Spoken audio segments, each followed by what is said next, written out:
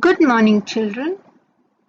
Today we are going to revise the entire unit on development and whatever we have learned in this unit.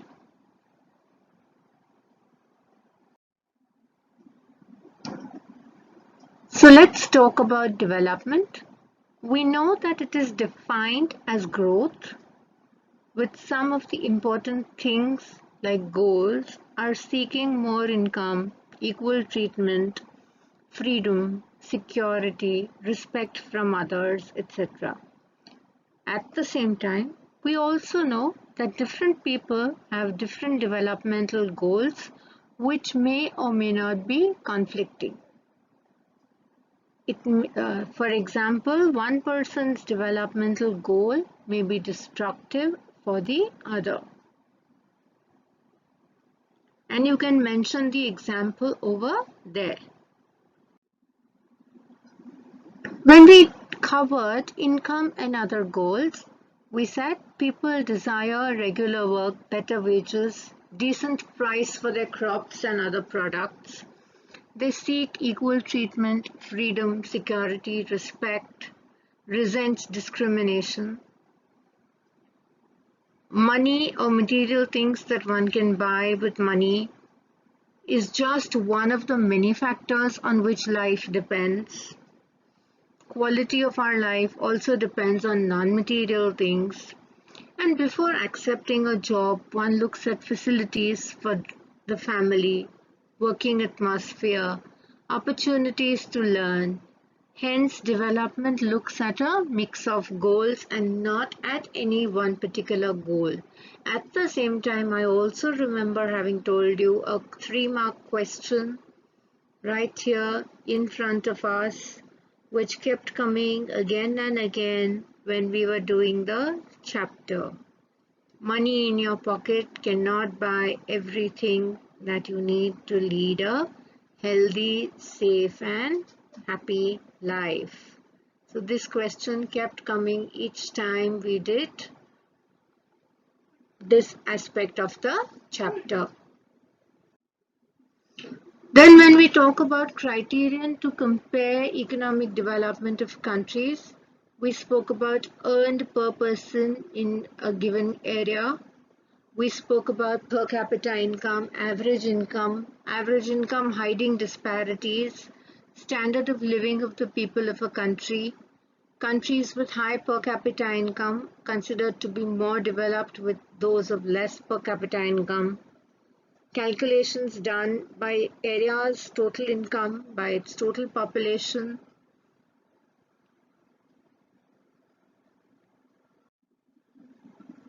We did other comparisons, like we compared states of Punjab, Bihar, Kerala. We also spoke about other goals besides income, like health and education.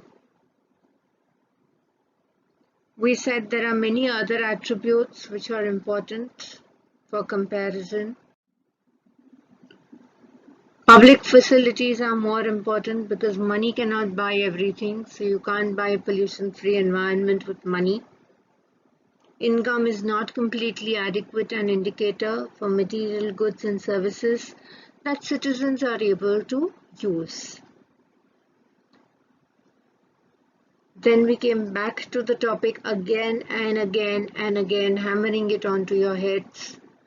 Money cannot buy you a pollution-free environment or ensure that you get unadulterated medicine, not able to protect you from infectious diseases. Kerala has low infant mortality rate, yet it has adequate provision for basic health and education facilities. Then we spoke about sustainable development. Development should take place without harming the environment, without using the resources for the future. Then we have examples in the book: groundwater under serious threat due to overuse. It's a renewable resource. It is replenishable by nature, but in the case of crops and plants, it may not happen. Consequences of environmental degradation do not respect national or state boundaries. This issue is no longer region or nation specific. Our future is linked together. Why do you think we have all these natural calamities like earthquakes and floods and cyclones across the globe? There is some tectonic movement in it, in our Earth. And it's not happening only with us, it's happening all over the globe. So sustainability of development is a new area of knowledge in which scientists, economists, philosophers, and other social scientists are working together. Then development or progress are both perennial, they run parallel to each other at some point in time.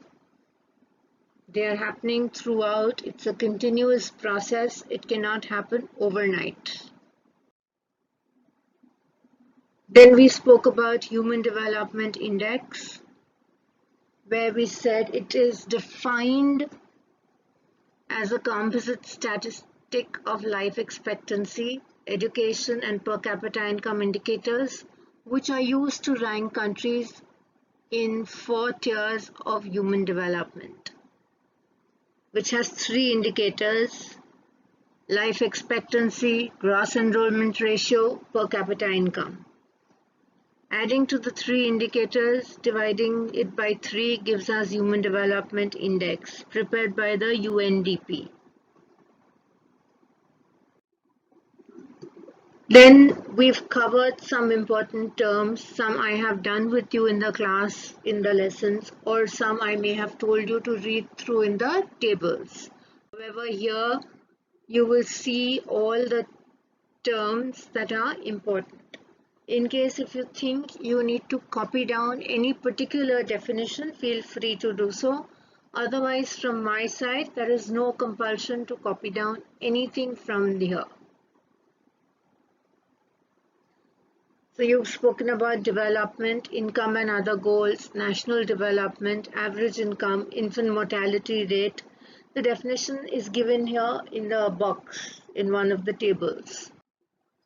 Literacy rate, net attendance ratio, public facilities, Human Development Index, sustainable development. Then I had asked you to do this activity on BMI, and you had to do a BMI activity of 3 adults around you. So I hope you've come to some conclusion about them.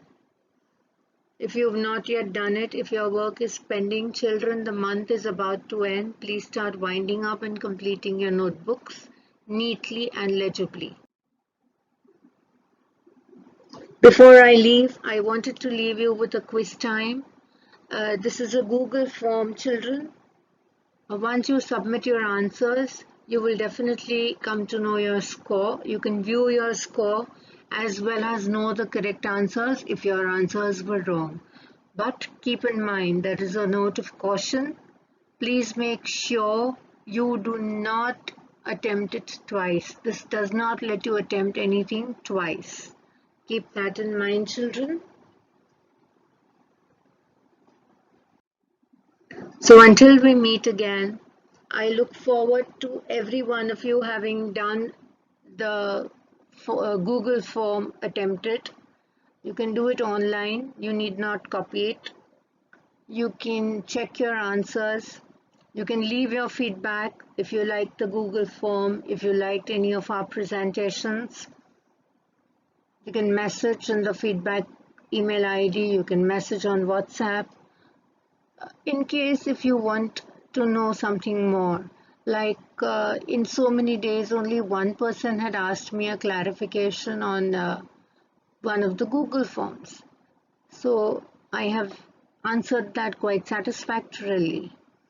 But in other cases, if you think you want an answer to something you genuinely don't know, you couldn't find, you think it needs a little more of my attention, do feel free to ask, children. After all, it is your grade 10. Until we meet again, I look forward to having you physically in my class. Have a great time. Have a nice day. Goodbye.